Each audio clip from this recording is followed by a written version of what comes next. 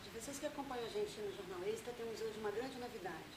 A partir de agora, toda sexta-feira, às 3, ou um pouquinho depois, como agora já estamos atrasados, 3h20 e poucos, vamos trazer sempre alguém da política para conversar com a gente, conversar com você sobre o dia a dia, sobre o que a política tem a ver com o nosso dia a dia, com o que está acontecendo, política e vida real. E para a estreia desse programa, que a gente vai trazer agora ao longo de todo o ano, todos os meses da semana, todas as semanas, a gente tem conosco o deputado Marcelo Freixo, presidente da Comissão de Direitos Humanos da Assembleia Legislativa, e o deputado Flávio Bolsonaro, integrante da Comissão de Segurança Pública da Assembleia Legislativa. Também conosco o repórter Rafael Soares, um especialista aqui na cobertura de segurança pública, porque o tema hoje não poderia ser mais vida real, mais dia a dia, do que segurança pública e sistema penitenciário, ou seja, tudo que está acontecendo hoje aqui no Rio de Janeiro, todas as dúvidas que a gente pode ter, enfim, essa expectativa, o que a gente está vivendo e esperando sobre a situação hoje, essa dinâmica e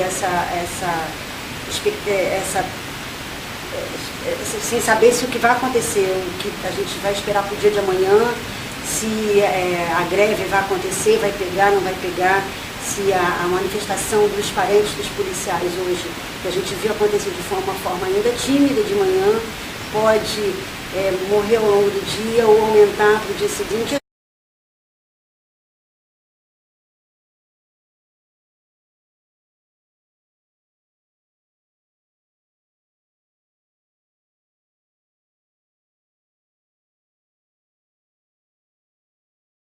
A vida da cidade e do estado.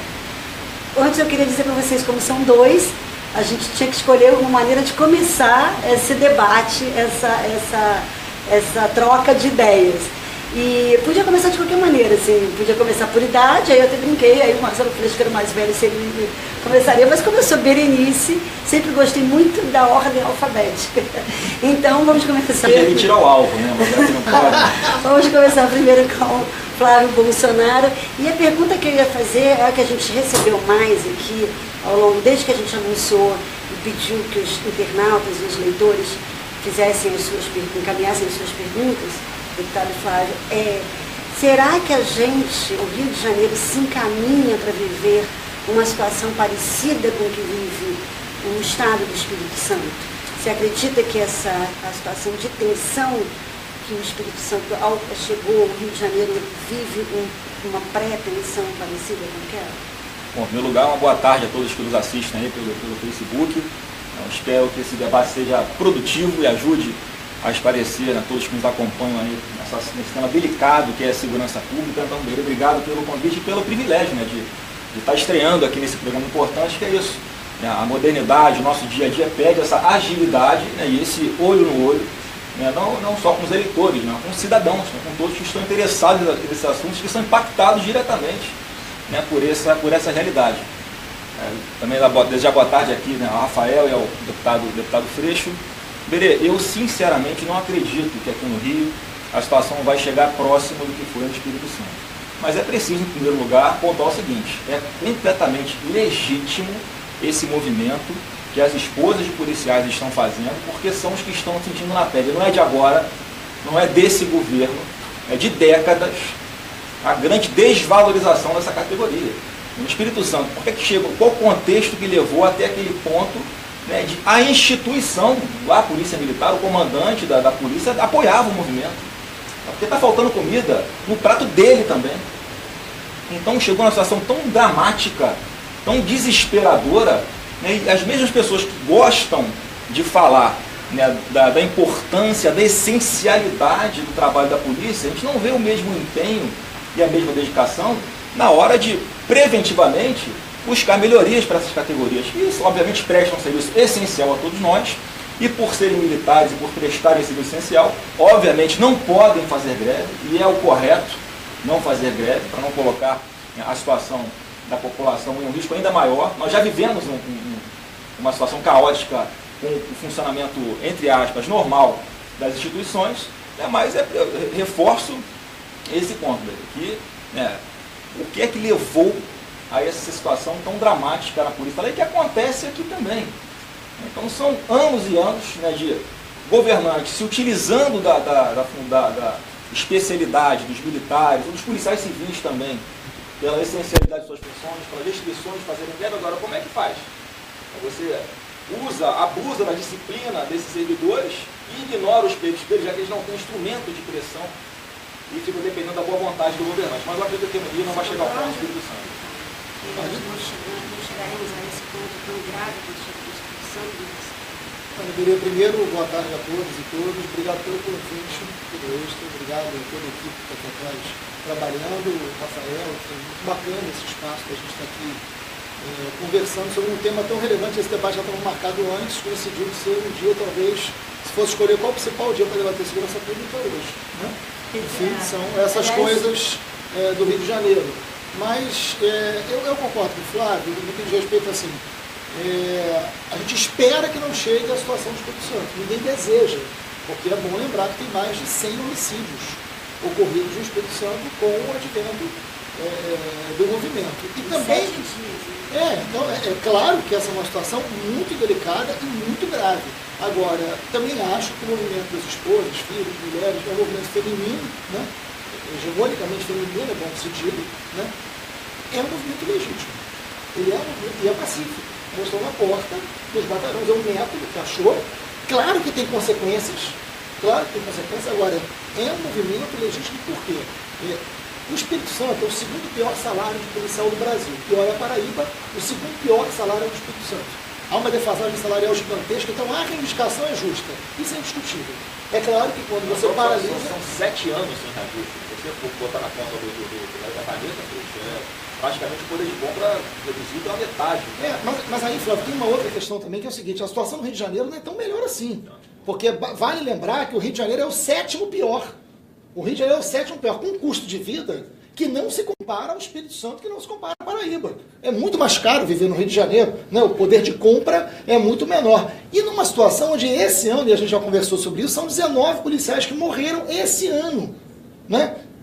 Numa média quase um policial a cada 2 dias assassinado no Rio de Janeiro, em condições... 24 horas foram 2, né? Em condições precárias, um número altíssimo de suicídio, as condições precárias. A gente pode debater, pode divergir sobre qual é o melhor modelo de polícia, né? Agora, a polícia em si, ela é essencial para qualquer país.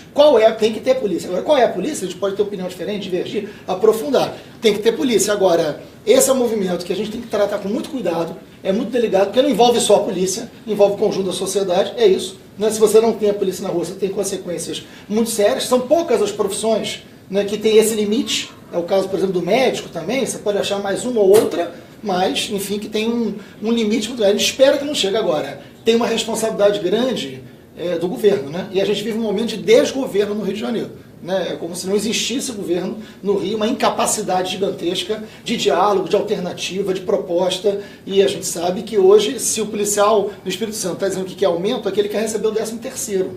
Né? É bom a gente lembrar disso também. Então tem uma legitimidade. É um reajuste, né? Não, sim, mas é isso, o cara quer o 13º, não recebeu o 13º. Né? Então, sim. Então a gente, assim, é legítimo, por um lado, e é delicado por outro, e eu acho que a gente tem que debater mesmo, tem que acompanhar. Aproveitando que você falou, tem um leitor, o Lucas Vinícius, também pede para a gente tocar nesse assunto. Você falou sobre o modelo, e o Flávio falou também sobre a dificuldade que a polícia tem de levar sua reivindicação por conta de ter exatamente, tem uma lógica militar. Sim. E o Lucas Vinícius fala sobre isso. Gostaria que falassem sobre o tema da desmilitarização, tendo em vista que é um tema importante e que uma grande parcela da sociedade brasileira desconhece. Sim. Aí é um tema que é caro ao Freixo falar sobre desmilitarização e é caro ao Flávio defender a militarização. Acho que temos 2 pontos de vista diferentes aqui, como estamos falando sobre a questão da segurança pública. Eu acho que vale a pena, voltando ao Flávio, que foi o primeiro a responder sobre esse assunto, eu gostaria que você falasse sobre a sua posição. Eu sou completamente contra a desmilitarização, né? Se só desmilitarizar fosse a solução, a gente olharia para a Polícia Civil ou para outras organizações de segurança que não são militares, como se elas fossem modelos, e não são. Então eu acho que a questão aí de militarização está muito mais ligado a conceitos que são fundamentais e importantes que sejam mantidos, de hierarquia, de disciplina, de correção. Agora, o que a gente tem que discutir, né, primeiro, intramuros. O que é que acontece com essa tropa dentro dos quartéis? E eu presidi em 2014 uma comissão especial para propor um novo regulamento disciplinar, né, para a Polícia Militar e para o Corpo de Bombeiros. Né? Porque tem lá, por exemplo, hoje no regulamento disciplinar, e faço aqui já uma ressalva, que é importante que tem que ter, tem que ser rigoroso, tem que funcionar. Agora, ali hoje tem tanta subjetividade na sua lei, dá tanta margem para interpretação, né, que um coturno sujo pode não dar nada e pode dar 10 dias de cadeia. Você restringir a liberdade de alguém por causa de um erro administrativo é algo que precisa sim ser discutido. E situações que são, né, mais caras para a corporação, como insubordinação, eu estou falando das questões administrativas. Aí sim a gente discute se cabe ou não cabe a prisão administrativa. Né? Vai ter um Réveillon no Rio de Janeiro, aí a polícia resolve faltar do serviço do Réveillon, que é importante, né? Milhões de pessoas no Rio de Janeiro, na orla de Copacabana. Uma falta nesse dia tem que ser punida severamente. O policial tem que ter a consciência de que se ele faltar com a sua obrigação, ele vai sofrer uma sanção proporcional, né, ao impacto negativo que isso está trazendo para a sociedade.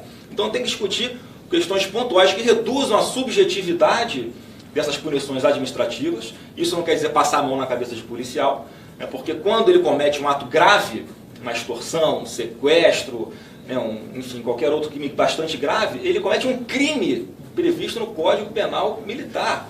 Então, independente de ter o regulamento disciplinar, ele vai responder por aquilo na justiça, ele vai ficar preso, ele vai ser condenado por aquilo. Então, não é defender o mal policial, é só trazer um regulamento mais humano, mais sensível e que leve em consideração hoje a realidade do policial, que não é mais a mesma realidade da época em que entrou em vigor o regulamento disciplinar da PM, foi em 1983, anterior à Constituição de 88 ainda. Está previsto lá, por exemplo, que a policial militar, por exemplo, que usar uma cor de esmalte extravagante, ela pode ser punida.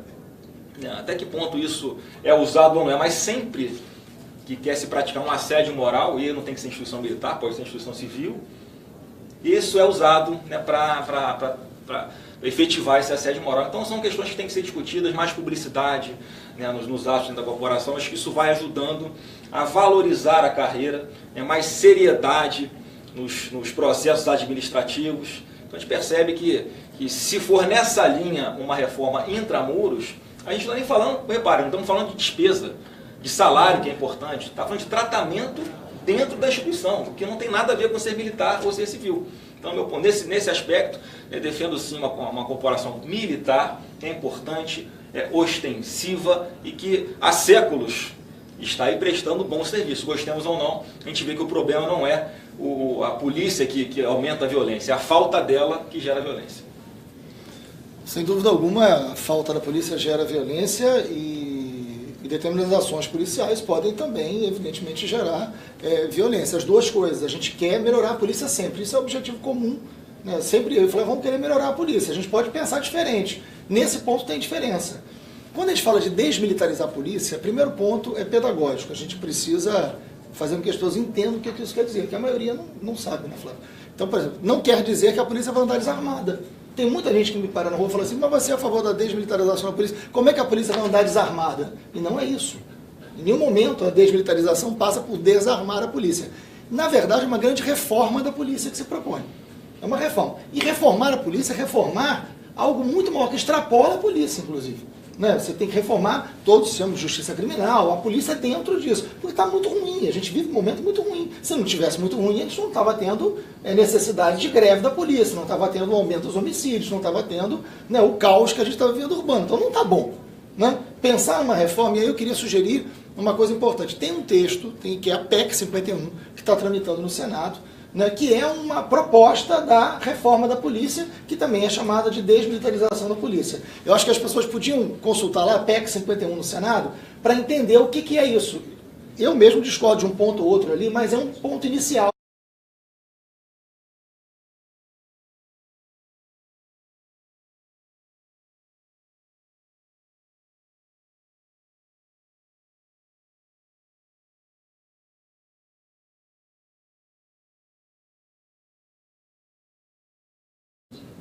Isso é um absurdo, assim, isso é um negócio, isso a gente tem acordo. Isso é um absurdo, isso só existe porque tem uma lógica militar. Não é com isso um discurso contra os militares. Existe o exército, existe o corpo militar. Agora, a polícia tem que ser militar? A polícia tem que ser um braço do exército, que é oriundo ainda do exército. Por isso que é polícia militar, porque ela é oriunda estruturalmente do exército. A gente não vive mais um tempo da ditadura, a gente vive um tempo da democracia. A polícia tem que estar preparada para a democracia, inclusive interna. Eu não concordo com a rigidez e com a lógica que separa praças dos oficiais. Eu acho que isso tem que mudar.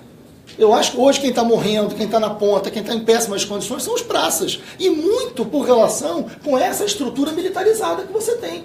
É esse praça que não tem voz, é esse praça que não consegue ter carreira, né? Ou pelo menos não tem a carreira que ele gostaria, ele não tem uma expectativa, ele é jogado para uma lógica de guerra, que aliás o efeito militar nos traz, a lógica da guerra. É preparado para a guerra. E na guerra, Flávio, é matar ou morrer, que é o que a polícia faz, mata e morre.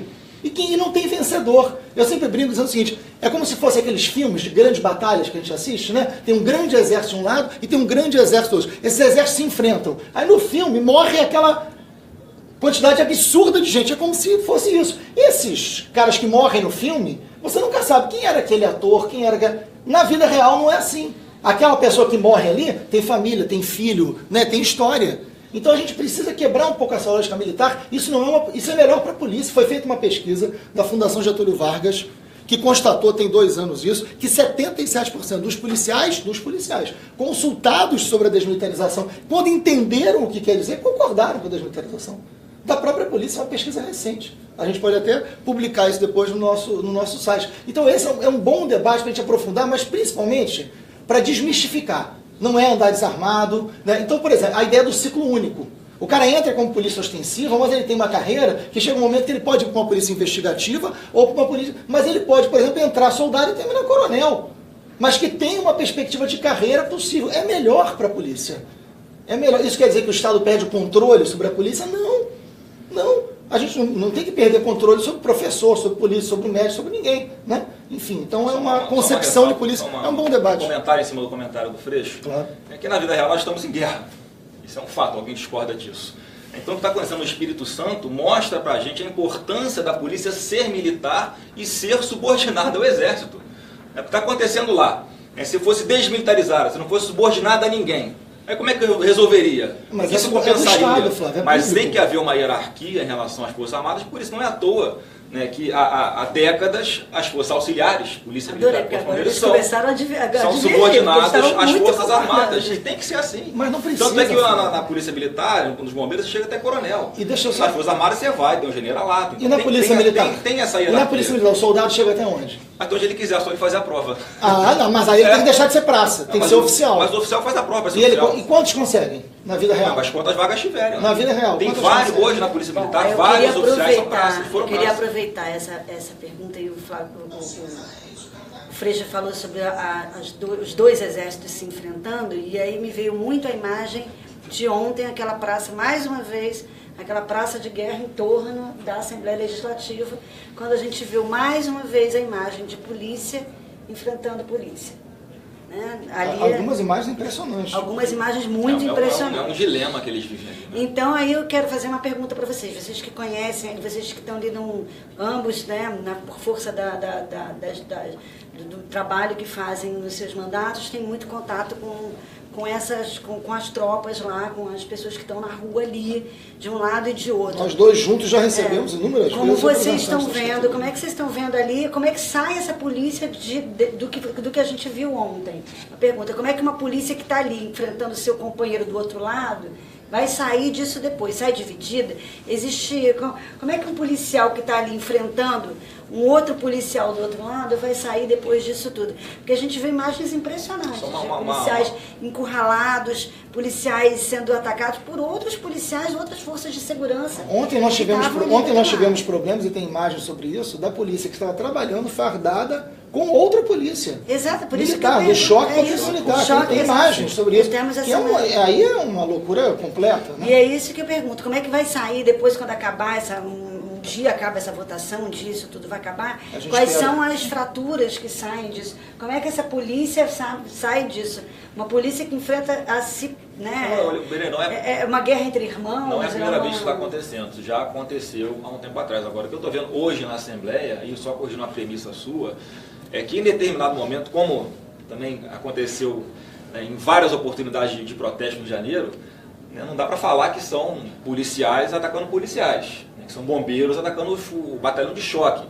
São mascarados, né, que trazem coquetel molotov de casa, né, que fazem, não sei o nome daquela, eles mas nós tivemos também um conflito montam os rojões aí, também. Mas quem dá o start disso é sempre esse pessoal de Black Bloc. Isso aí qualquer filme que você veja, qualquer imagem, qualquer vídeo, mostra. E quando começa a troca, aí parece que há um esquecimento das funções. Tem de um lado, mas tem de um lado as pessoas que estão ali cumprindo o seu papel, a sua obrigação, né, como policiais, o juramento que eles fizeram, né, e do outro as pessoas que estão ali, a gente pressupõe, né, que são policiais, são bombeiros, são inspetores penitenciários, mas que estão ali pacificamente e não começam um conflito. Agora, quando começa a bomba para um lado, aí devolve a bomba para o outro, aí fica meio nós contra eles. Uma das maiores lideranças sindicais dos agentes penitenciários tomou um tiro de bala de borracha no momento que não tinha nenhum manifestante mascarado. Não foi nessa, foi no anterior. E nós sabemos que esses conflitos existem. Eu não estou ali para falar, né? Qual foi o que ocorreu, se aconteceu alguma coisa antes ou não aconteceu, isso aí é... Estavam reunidos já dentro da Assembleia. Pode ser verdade, mas eu não posso te garantir que foi isso que aconteceu. Agora, então, só para voltar uma coisa... Beleza, a gente sabe que a polícia está ali cumprindo, assim, agora, é um momento muito ruim, né? Um parlamento, eu costumo dizer que tem duas coisas atrás das grades do Rio de Janeiro, né? O Cabral de um lado e a Leste do outro, os dois atrás das grades, o que mostra uma crise profunda da política do Rio de Janeiro, que gera isso. É um caos absoluto, né? E é isso, o batalhão de choque que está sem 13º, está lá reprimindo muitas vezes, o policial civil, tinha muitos policiais civis. Eu encontrei com eles ontem. Vários policiais civis ali ontem, que estavam ali. Então, eu cheguei a gravar um vídeo, inclusive, né, fazendo um apelo para os policiais, agentes penitenciários, bombeiros, não irem armados, com as suas armas, para a manifestação, porque a gente está à beira de ter uma grande tragédia. Claro! Né? E ninguém quer isso, ninguém quer um corpo na frente da Assembleia Legislativa. E a gente pode ter isso. No fundo acontece uma briga, né? Porque o buraco que está o Rio de Janeiro especificamente, eu não tenho dúvida que é por causa de corrupção. Ontem a gente viu lá o Tribunal de Contas aprovando um relatório, inclusive, de rombo de mais de 10 bilhões de reais. Na Previdência, isso. No Rio Previdência. E é um debate que a gente vai fazer lá. E você pega quais são as empresas que eles abriram fora do Brasil para viabilizar empréstimos, são empresas abertas pelo Alberto Youssef. A pessoa que está... Mas são membros desse governo. O doleiro que está ali exatamente articulando toda essa corrupção. Então eu digo o seguinte, né? Eu não sei qual a solução da crise. Tem a lista da Polícia Federal que tem o nome do Pezão mas eu numa sei lista de corrupção. Eu não sei qual é a solução da crise, mas eu sei quem pode resolver. Isso eu tenho certeza que o Freixo vai concordar comigo. Chama-se Sérgio Cabral. É só a gente convocar ele na Assembleia, né? Faz um ano ofício para a SEAP, para ele falar onde está o dinheiro que ele tomou das empresas, onde está o dinheiro que ele desviou do Rio Previdência. Não adianta, mas é a quadrilha dele. Então eu digo o seguinte... Tem uma estrutura de poder do PMDB ali. Quando a gente olha o rombo do Previdência... Que eu enfrento há muitos anos. Só para concluir uma coisa. A gente está discutindo essa crise toda, o pacote do governo, por quê? Por causa principalmente do rombo da Previdência. Aí quando a gente tem a notícia de que a Previdência está quebrada também por causa de roubo, e a gente vai meter a mão no bolso do servidor público para resolver essa crise, eu acho que isso que gera a indignação, né, que tem levado mais as pessoas para a porta da Assembleia.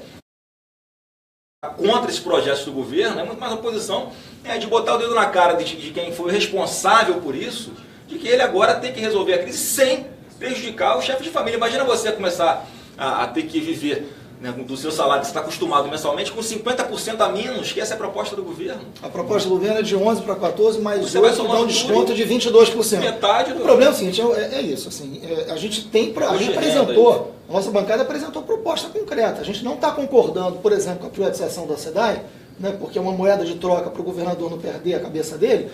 Primeiro que a água é um bem essencial, um direito humano fundamental. Não pode ter acesso à água só quem pode pagar.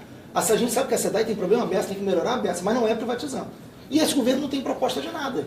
Né? E aí, só para terminar, Beri, assim, essa crise de governança tão grande no Rio de Janeiro por um lado, uma estrutura corrupta de muito tempo. É uma estrutura corrupta que está fazendo 10 anos de aniversário, então está muito enraizada para outros órgãos, inclusive. Essas denúncias que levaram o Cabral, Flávio, para a prisão, eu fiz em 2010, envolvendo, inclusive, o escritório de advocacia da denominação. Fiz para o Ministério Público.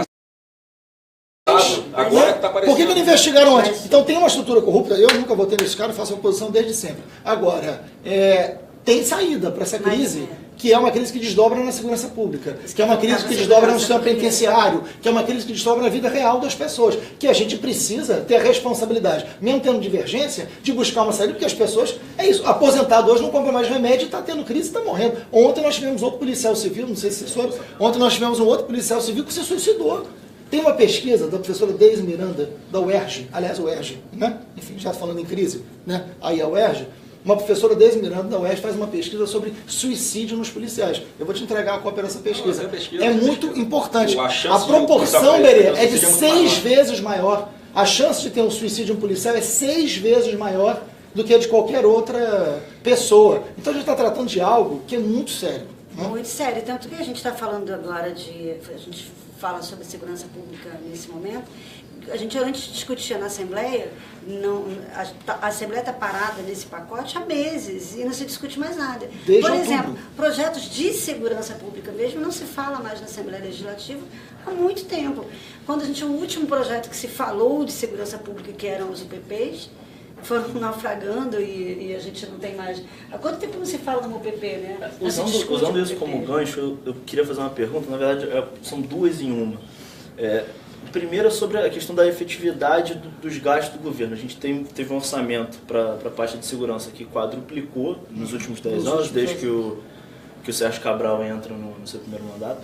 Você tem os números do ISP, não me deixam mentir, a gente até fez a capa do jornal na semana passada, o pior ano das nossas vidas. A gente tem com alguns números aqui, se vocês quiserem que eu lembre, de janeiro a dezembro do ano passado, foram 19.583, aliás, desculpa, pulando esses, foram quase 100 mil pessoas foram assaltadas em via pública. Esse é um recorde de roubos a veículos, recorde de roubo de carga e voltamos à quantidade de homicídios anterior ao início das UPPs. Homicídios foram 5.033 no ano passado, ou seja, 833 homicídios a mais que em 2015, 19,8% de aumento.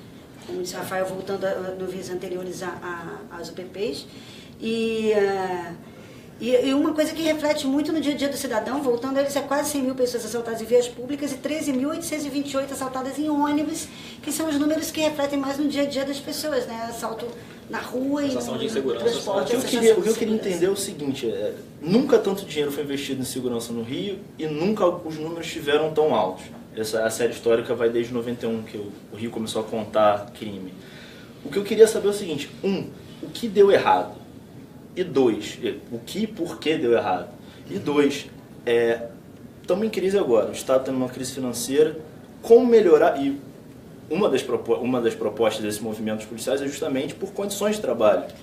Ou seja, se investiu como nunca e os policiais ainda continuam tendo essa demanda por melhores condições de trabalho. Como investir em melhores condições de trabalho em tempo de crise? São essas duas perguntas. Em primeiro lugar, né, quando o governador Pezão pediu licença para o tratamento de saúde dele e o Dornelles esteve na Assembleia, a primeira coisa que eu sugeri a ele, né, ele perguntou qual é o caminho para a gente começar a pensar numa melhoria na segurança pública. Eu falei, comece exonerando o secretário de Segurança, José Mariano Beltrame.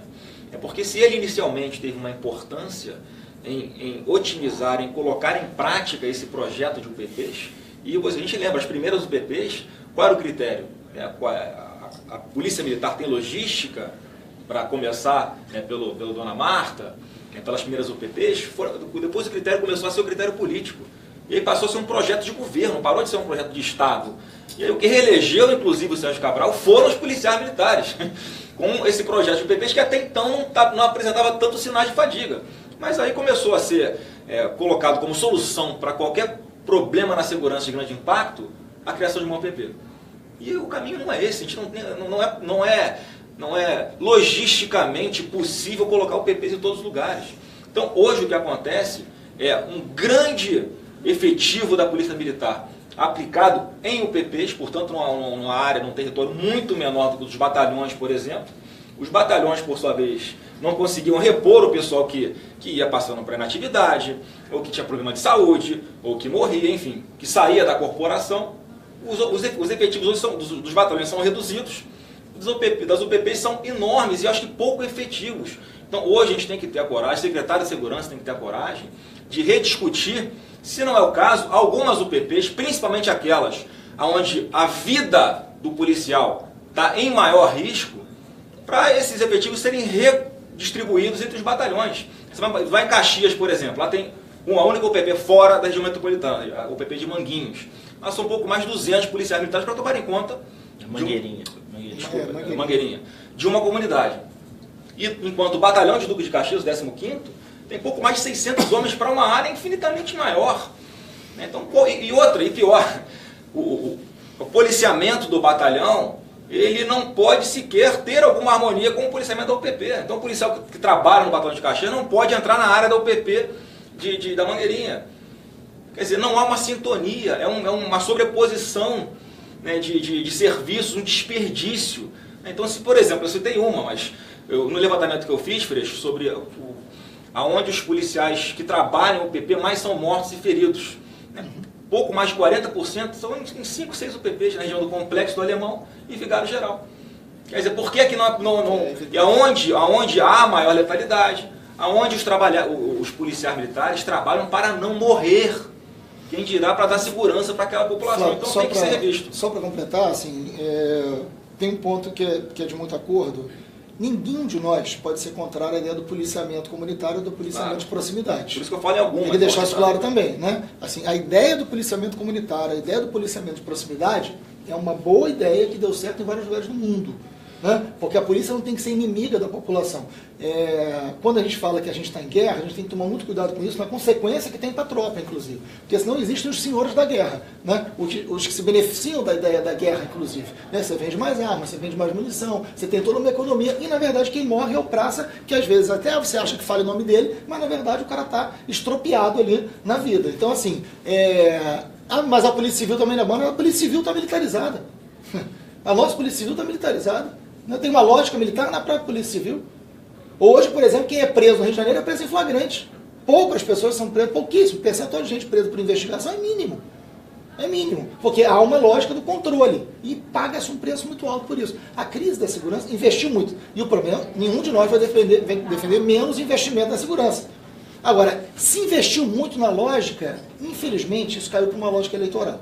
Pegaram a segurança pública e se utilizaram da segurança pública para reeleger governador e para eleger suas bases. Isso é fato. Esse é um dos vetores muito significativos da crise da segurança. E aí o mapa das UPPs é muito revelador. O mapa das UPPs não dialogava com a crise da segurança pública. Dialogava com um projeto de cidade que tinha a ver com mega eventos, que tinha a ver com interesses econômicos e que tinha a ver com interesse eleitoral. O Cabral se reelege, vamos falar a verdade, o Cabral se reelege fundamentalmente com a lógica das UPPs. Que tem pontos que são positivos e é importante se dizer isso. A lógica do policiamento comunitário é boa. Agora, não houve uma outra polícia. Não houve democracia na relação Estado-favela. É isso. O Estado não entra com nada, não tem educação, não tem saneamento, vai ter menos saneamento ainda, não tem nada, e entra com uma polícia que cai entre nós. Flávio, você foi comigo no Cefap.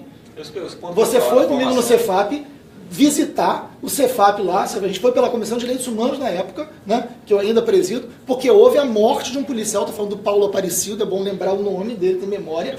Ele foi morto, vocês fizeram matéria, ele foi morto no treinamento para ser soldado da UPP, né, ele foi morto por tortura, dentro da formação da Polícia Militar, né, num sol, né, onde é o Cefap, o lugar mais quente do Rio de Janeiro, o sol estava de 50 graus, botaram o garoto para fazer exercício no asfalto quente, o garoto morreu.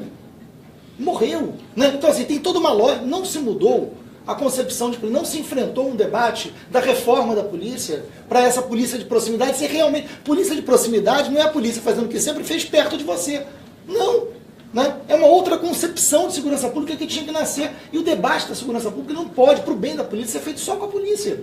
A gente precisa... A capacidade de investigação da nossa polícia é pequena. As condições de trabalho da Polícia Civil são péssimas. Mais do que isso, Flávio, a gente fala da lógica da guerra, né? É claro que os números, as armas, mas cadê o controle das armas?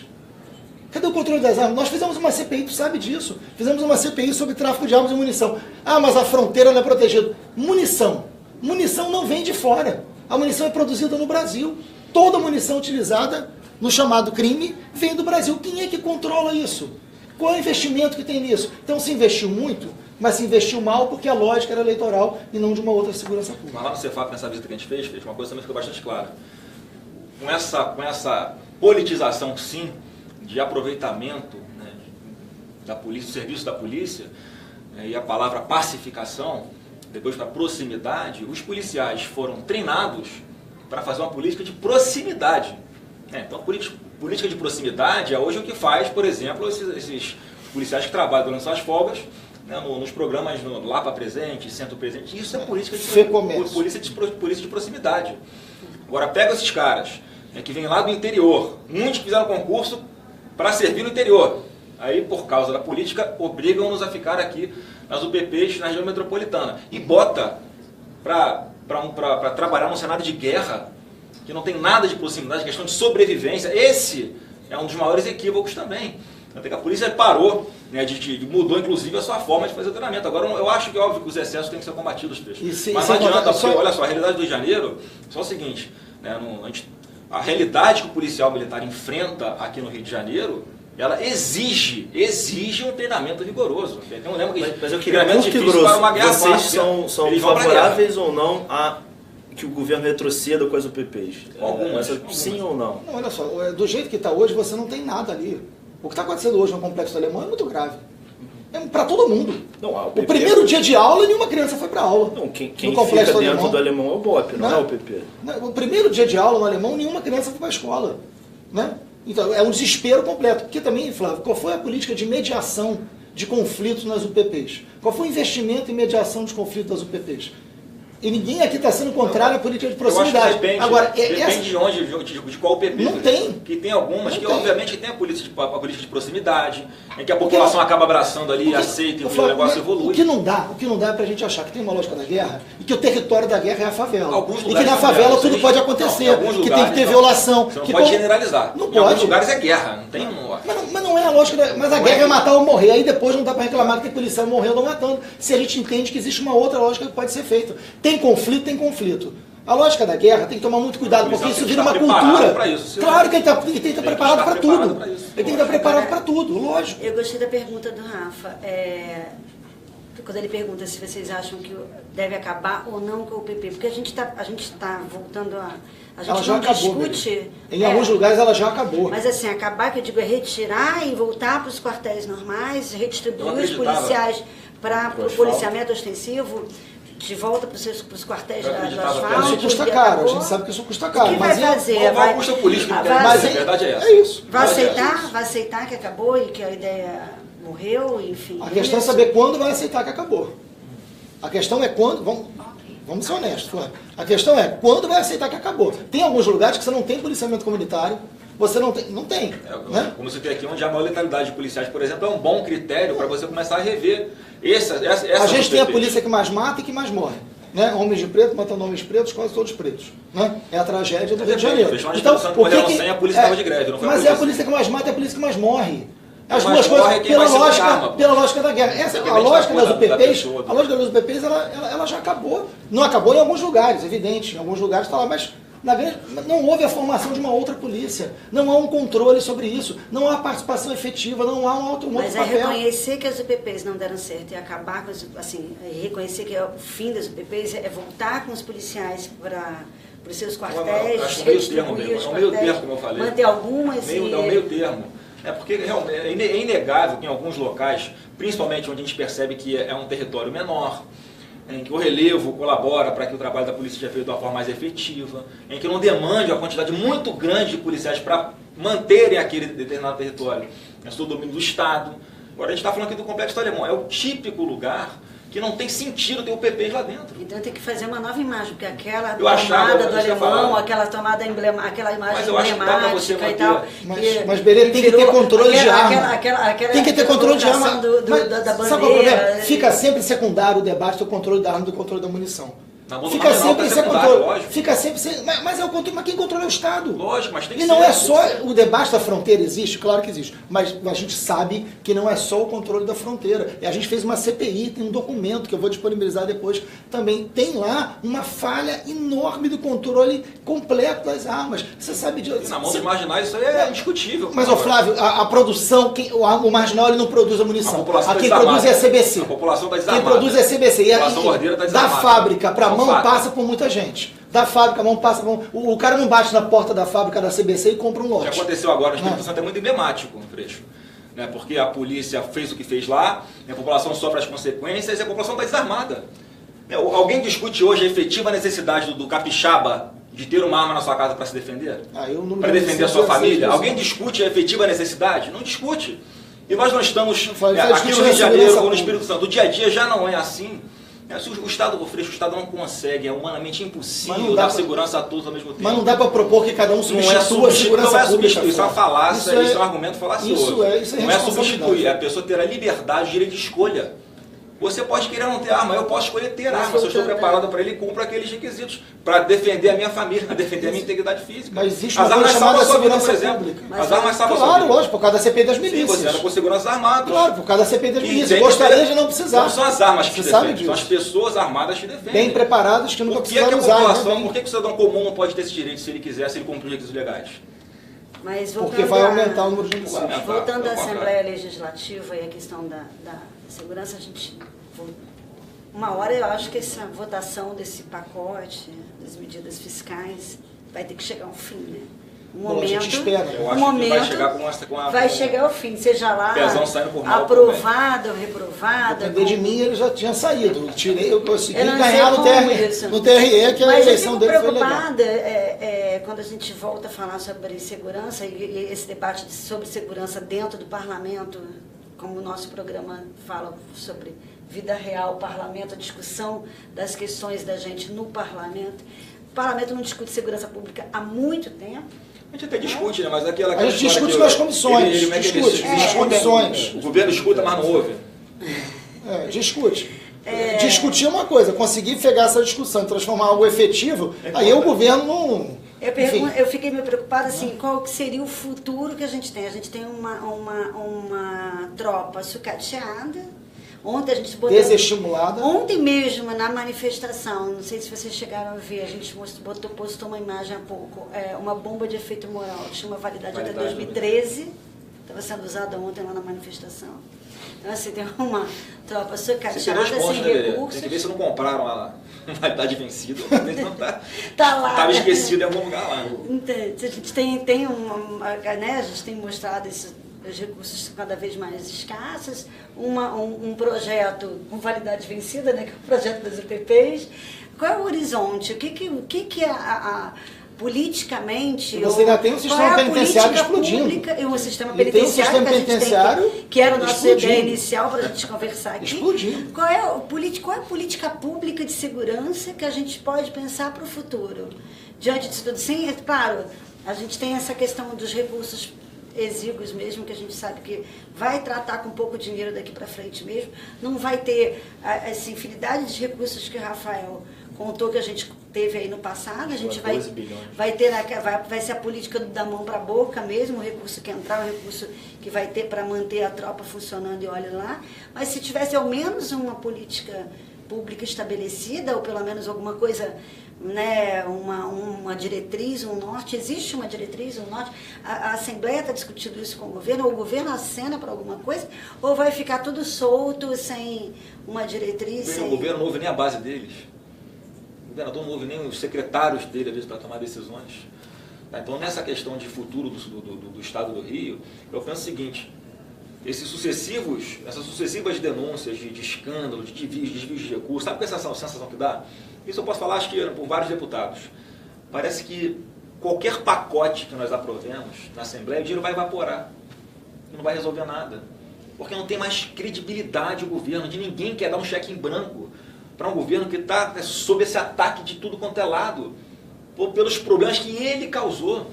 Então eu digo o seguinte, quando estava a Dilma discutindo o impeachment da Dilma, a gente não tinha aquela linha, aquele segmento que defendia que, olha, vamos renovar as esperanças, vamos quebrar essa rotina do jeito que está, porque o governo está mostrando claramente que não tem a menor condição moral de dar o exemplo de tocar um país. Aqui no Rio está acontecendo a mesma coisa. E o Pezão, a Dilma foi caçada por descumprir a lei de responsabilidade fiscal. O Pezão está tendo a audácia de ir ao Supremo Tribunal Federal, pediu perdão pelas pedaladas que ele já deu, e a permissão para continuar descumprindo a lei de responsabilidade fiscal. Quer dizer, é rasgar a legislação, né? Então o nosso Estado democrático de direito... Pezão cometeu, me perdoa, Pezão cometeu todos os crimes de responsabilidade possíveis. Você pode imaginar, ele cometeu, né? O que ele está pedindo agora é para cometer mais um Pois com é. autorização do Então, Supremo. assim, como é que você Cometeu negocia, todos. como é que dialoga com um governo desse? Agora, eu acho, Berê, que tem, só para responder a sua pergunta, eu acho que tem propostas concretas, né? É. Eu acho que existem. É isso assim. que é, porque Então, a gente assim, algumas nós já falamos aqui. A gente traz vocês aqui com Alguma- a esperança de levar para os nossos, É. né, os Alguma nossos no- leitores, no os norte, nossos né? internautas. Olha, a gente está trazendo as pessoas aqui para mostrar É bom para dizer vocês que- que as coisas... nossos políticos não são só aqueles que vocês xingam na internet, né? Que é o esporte nacional. A grande maioria das vezes com razão. São aqueles que estão dentro das suas áreas, né? Discutindo e tentando fazer políticas dentro, né, do parlamento ou do governo nas suas áreas. Tanto que chamamos aqui de direitos humanos e segurança pública, e ambos militam nas duas áreas, né? E as duas comissões trabalham juntas. Trabalham muitas juntas. audiências conjuntas. Fazem muitas coisas em conjunto, tanto que a gente sempre diz, são pontos de vista divergentes e muitas vezes convergentes, trabalhando nas duas áreas sempre. Para mostrar para eles que tem alguma, né, o que está acontecendo, o que vocês podem trazer. E eu confesso que assim, eu já conheço muitos de vocês e ouço muito o que vocês trouxeram hoje aqui, mas eu acho que talvez tenha sido uma das vezes que eu vi mais pessimismo num momento, E assim. de imediato, não tem solução de imediato para crise. Não, enfim, é assim, para a crise econômica, a gente acha até que tem algumas saídas importantes.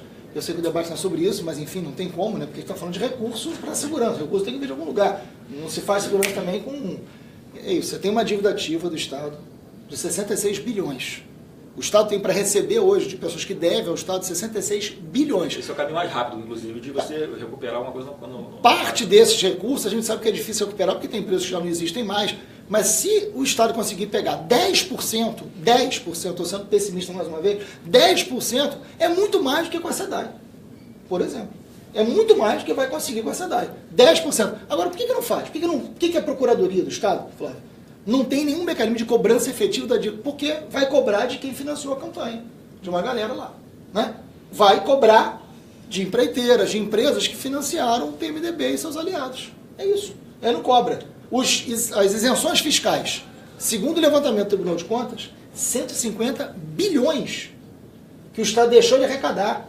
Então, tem saída para a crise econômica e tem proposta, enfim, para a área de segurança. A começar, inclusive, da possibilidade de ouvir os próprios profissionais da segurança, né? Agora, é isso. Tem que ter controle de arma, tem que ter controle de munição, tem medidas que vão para além da polícia, que vão para o sistema de justiça criminal, tem que rever a questão dos presídios, tem que ter audiência de custódia. Você não pode ter 40% dos presos provisórios hoje, né? Você não pode ter só 6% dos presos trabalhando.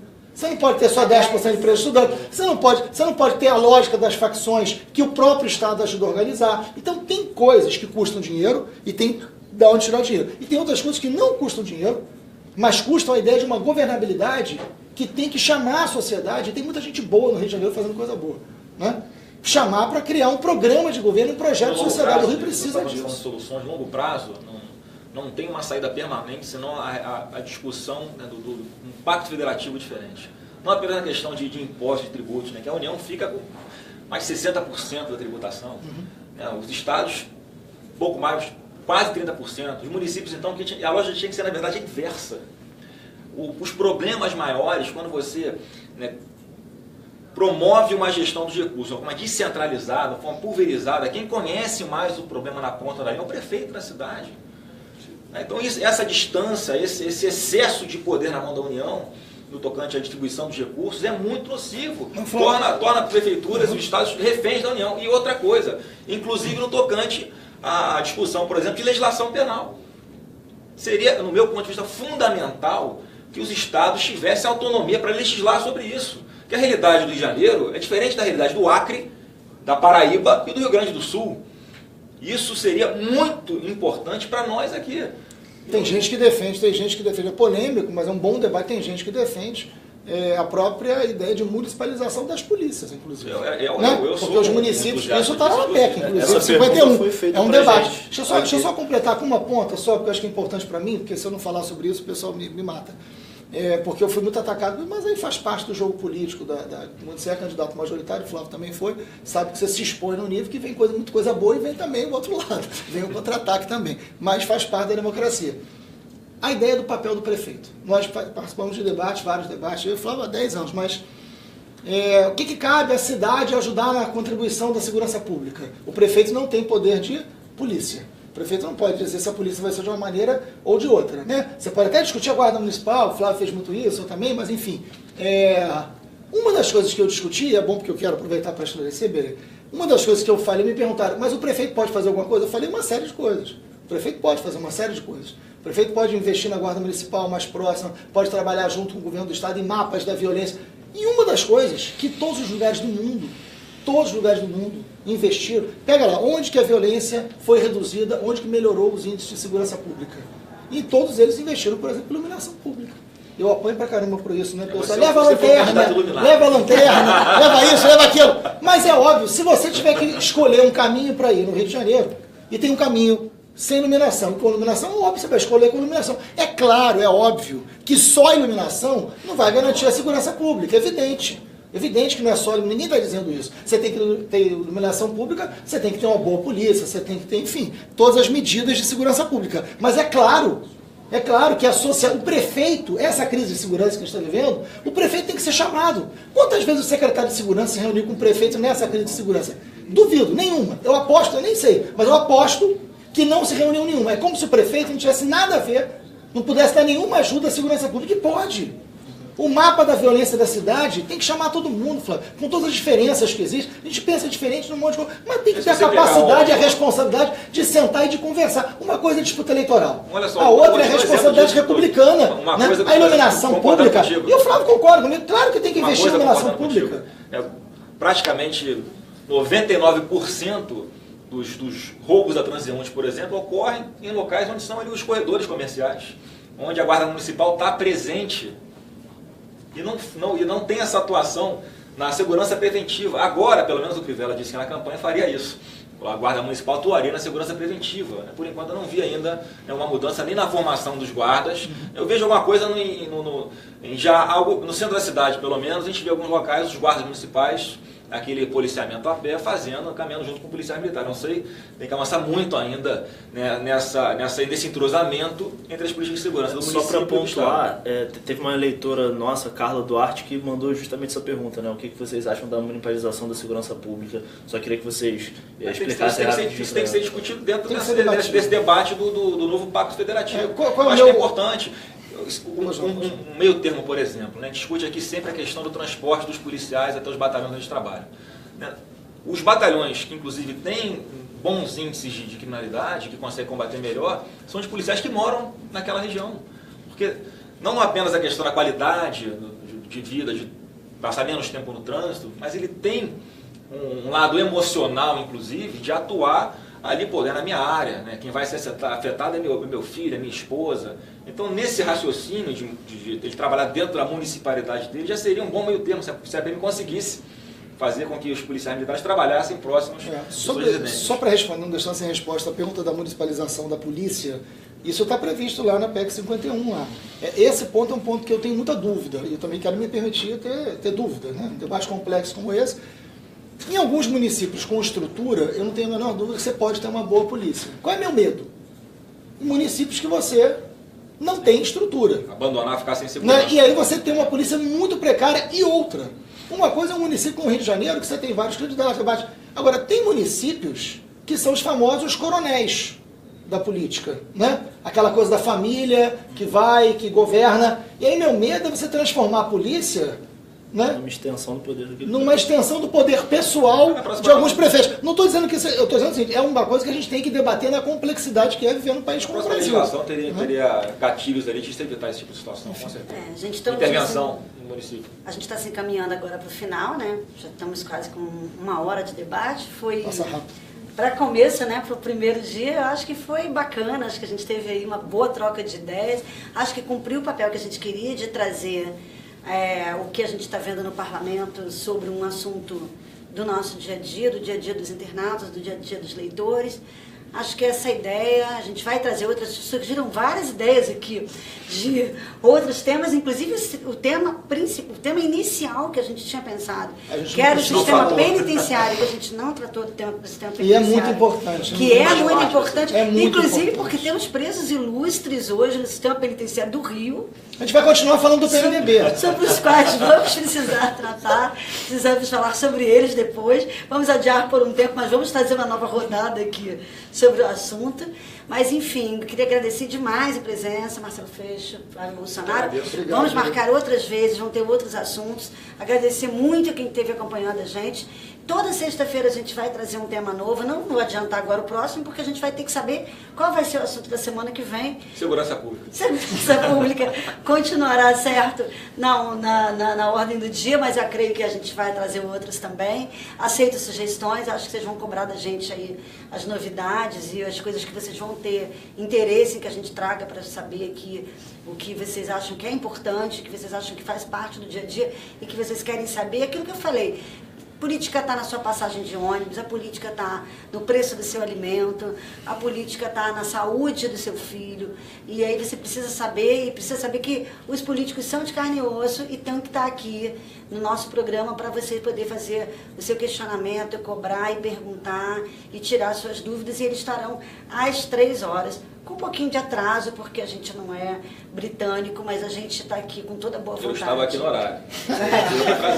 Temos uma parcela de culpa nossa aqui nesse atraso, mas enfim. Ele não bota a culpa no Freixo, né? O Freixo chegou atrasado. Equipamento. Porque eu estava na LES trabalhando, ele não foi trabalhar hoje. Olha, ele chegou atrasado, mas a gente teve uma culpa no equipamento também, tá? Por isso que eu não botei a culpa nele. Tô brincando. Deixa que eu boto. Mas você bota. Então, mas a gente vai ter aqui as sextas-feiras com atraso, às 3 horas, para trazer outros temas e sempre buscando esclarecer e aproximar mais o tema da política dos nossos leitores, que é o tema da coluna. Então, muito obrigada a todo mundo e até a próxima. Valeu.